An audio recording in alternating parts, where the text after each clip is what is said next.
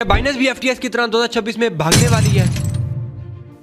अगर आप crypto exchange में पैसा रख के बैठे हो तो ये वीडियो आपके लिए बहुत जरूरी है। और हाँ, ये वीडियो बाइनेंस को एक्यूज करने के लिए नहीं बल्कि आपको सिस्टम समझाने के लिए है। बाइनेंस हो, ओकेएक्स हो, बिटगेट हो, ये सारी की सारी सेंट्रलाइज एक्सचेंजेस होती है। सेंट्रलाइज का मतलब होता है कि आपका पैसा आपके कंट्रोल में नहीं बल्कि किसी एक्सचेंज की सेंट्रल बॉडी के कंट्रोल में। आप सिर्फ स्क्रीन पर नंबर देख रहे होते हो, लेकिन आप लोगों का फंड जो होता है वो एक्सचेंजेस के कंट्रोल में होता है, बल्कि लाइट नोट की वजह से आप लोग स्क्रीन पर सिर्फ नंबर देखते हैं। अब थोड़ा पीछे चलते हैं।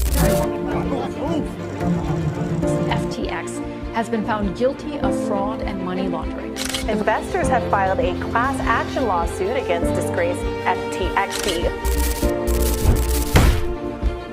एफटीएक्स दुनिया की टॉप 3 एक्सचेंजेस में से आती थी, सेलिब्रिटीज को प्रमोट करते थे। लेकिन फिर क्या हुआ, एक दिन विड्रॉ गायब, दूसरे दिन सीईओ गायब और तीसरे दिन एक्सचेंज को लैब। लोगों के बिलियन और डॉलर एक्सचेंज ले उड़ी और लोगों को फिर भी पता न चला कि उनका फंड कहां गया। यहाँ मसला क्रिप्टो का नहीं बल्कि मसला सेंट्रलाइज कंट्रोल का। मैं यहाँ पे सिर्फ आप लोगों को ये बात कह रहा हूँ कि सेंट्रलाइज एक्सचेंजेस भाग सकती है। इसका हरगिज ये मतलब नहीं कि ये एक्सचेंज भाग जाएगी या कौन सी एक्सचेंज भागने वाली है। देखो, बाइनेंस हो, ओकेएक्स हो, बिटगेट हो, ये सारी की सारी सेंट्रलाइज एक्सचेंज होती है और मैं पर्सनली भी इनको यूज करता हूँ क्योंकि हमारे पास डिसेंट्रलाइज सिस्टम में कोई इतना अच्छा सिस्टम नहीं जहां पे हम ट्रेड कर सके। बाइनेंस हो, ओकेएक्स हो, बिटगेट हो या कोई भी एक्सचेंज हो, सारी की सारी एक्सचेंजेस होती हैं ये सेंट्रलाइज होती है और मैं खुद पर्सनली इन एक्सचेंजेस को यूज करता हूं। और आप लोगों ने मल्टीपल टाइम मुझे भी इन एक्सचेंजेस के इवेंट्स में देखा होगा या कहीं ना कहीं मेरी पिक्चर्स बाइनेंस के इवेंट में, ओकेएक्स के इवेंट में या किसी इन फ्यूचर किसी और एक्सचेंज के इवेंट में भी आप लोग देख सकते हो। इसका हरगिज ये मतलब नहीं है कि एक्सचेंज हमेशा के लिए सेफ और सिक्योर है। देखो, हम उन एक्सचेंजेस को चूज करते हैं जिन एक्सचेंजेस के पास सिक्योरिटी फंड होता है। जैसे हम बाइनेंस की बात करें, बाइनेंस के पास भी सिक्योरिटी फंड है,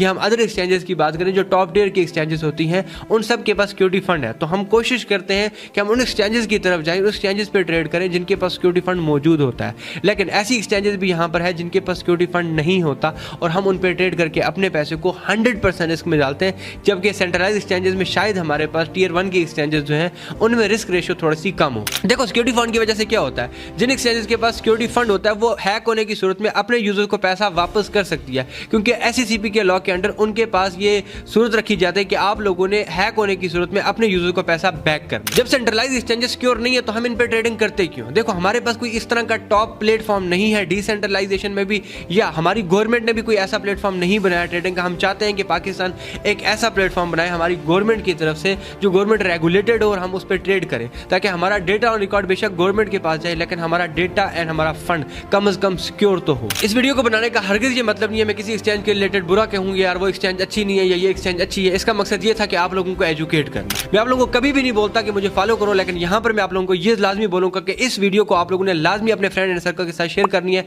ताकि उनको इस चीज का पता चल सके कि सेंट्रलाइज